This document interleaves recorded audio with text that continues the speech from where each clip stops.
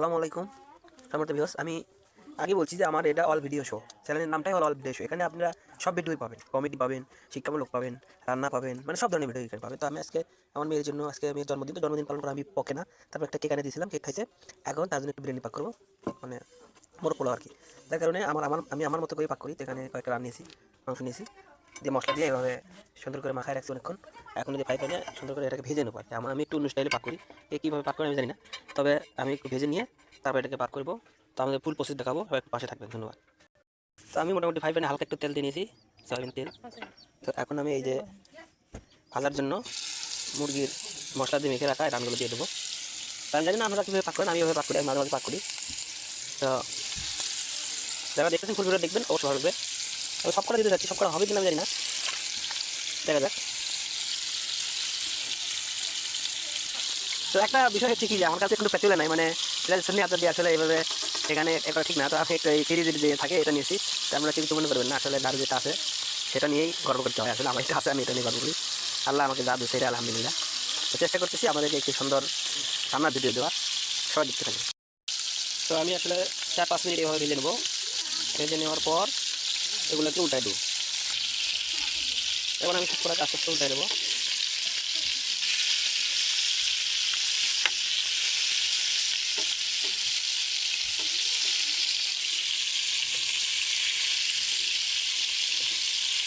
আসলে পাকটা হয়েছে কি, নিলে যেভাবে আপনি পছন্দ মতো পাকটা করে নেবেন। পাকের অনেকেই নিয়মকানুন দেখায় যে এতটুকু মশলা এতটুকু সময় বাঁচতে হবে, এতটুকু সময় উঠাতে হবে, এটা তো ব্যক্তিগত ব্যাপার। আমরা এভাবে পাক করি, হয়তো অনেকভাবে পাক করে অনেকে। তো আমরা দেখতে থাকুন, আমরা বগুড়ার মানুষ কীভাবে পাক করি। তার মোটামুটি আমি 1 পিঠ উল্টাই দিয়েছি। এখন এখানে 5 মিনিট ভাজার পরে হালকা করে আরেকটা উল্টাই দিয়ে আমি উঠাই নেবো। তারপর আমি যে কড়াইয়ে আলু দিয়েছি, কয়েকটা আলু ভেজে নিচ্ছি। তো তেলটা ওই মাংস ভাজার তেলটা আমি এখানে ইউজ করছি, এই কারণে একটু হালকা এরকম লাগতেছে। আলুটা আমি একটু হালকা লাল লাল করে ভেজে নেবো। আলু ভাজা হয়ে গেছে, এখন আলু ভাজাগুলো উঠায় নেবো। তখন আমি দিয়ে দেবো 1 কাপ পেঁয়াজ কুচি। পেঁয়াজ আপনারা মন মতো ইচ্ছে মতো যা যেমন খান তখন দিয়ে দেবেন, এর কোনো নির্দিষ্ট কোনো পরিমাণ নেই। তো পেঁয়াজটা আমি লাল লাল করে ভেজে নেবো। আর আমি এখানে দিয়ে নিয়েছি সব ধরনের মশলা, জিরা, দারচিনি, সাদা এলাচ, কালো এলাচ, এদের স্টার মশলা, তারপরে হলো এই তেজপাতা, গরম মশলা, মাংসের মশলা, হ্যাঁ এইসব মোটামুটি সব মশলা এখানে দিয়ে রাখছি। এখন আদা রসুন পেশাও এর সঙ্গে দিয়ে দেবো। তো আমি দিয়ে দিচ্ছি এখানে আদা রসুন বাটা, আর এখানে সব ধরনের মশলা দিয়ে দিলাম। এখন এটা দিয়ে কষে নেবো সুন্দরভাবে, পেঁয়াজ বিস্তার সাথেই সুন্দরভাবে কষে নেবো। অল্প একটু পানি দিয়ে নেবো যাতে পুরো গন্ধ না বের হয়।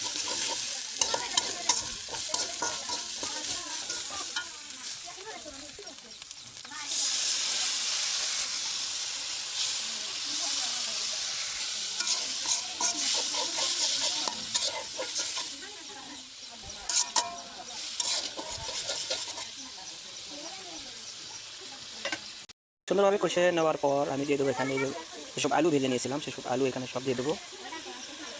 যেহেতু আলু একটু সিদ্ধ হওয়ার দরকার আছে, মাংসটা সুন্দরভাবে ভেজে নিয়েছি, ওখানে ওরা বেশি সিদ্ধ হওয়ার দরকার নেই। সেখানে আলু দিয়ে একটু আমি সুন্দরভাবে কষাই নেবো।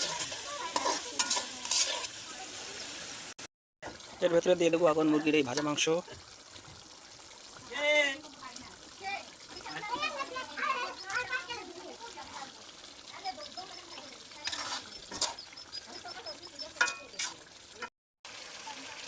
সুন্দরভাবে এটাকে মাংস দিয়ে মশলার সাথে কষিয়ে নেবো। কিন্তু মাংস মোটামুটি সেদ্ধ আছে, ভেজে নিয়েছিলাম। তো হালকা একটু কষানোর পর এটাকে নামিয়ে রেখে দেবো।